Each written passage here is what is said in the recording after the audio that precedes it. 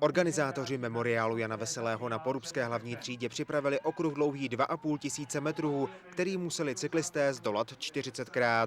Závod se tak jel jako kritérium a jeho vítěz získal 15 bodů do českého poháru. V tom bylo ale už předem rozhodnuto, že jeho celkovým vítězem se stane letošní posila pražské Sparty, chorvatský závodník Nebojša Jovanovič, který měl dostatečný bodový náskok.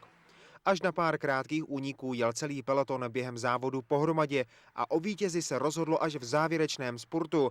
V tom se protáhal kolem šestice borců pražské Dukly závodník ostravské stáje Max Kurzor Zdeněk Mlynář a memoriál Jana Veselého vyhrál už po třetí. Bylo se hodně rychle, takže tam nebyl čas na nějaký úniky a vždycky to někdo sjel, protože vždycky tam někdo chyběl z těch silných týmů a pak Dukla rozjela do špurtu a tam byl trošku problém v té zatáčce s těma Polákama, takže to vyšlo jakoby na mě. No. Celý den provázela 6. ročník memoriálu Jana Veselého skvělá divácká kulisa. Ostrava je známá, že tady těch cyklistů je hodně, takže se přišli podívat a udělali skvělou atmosféru.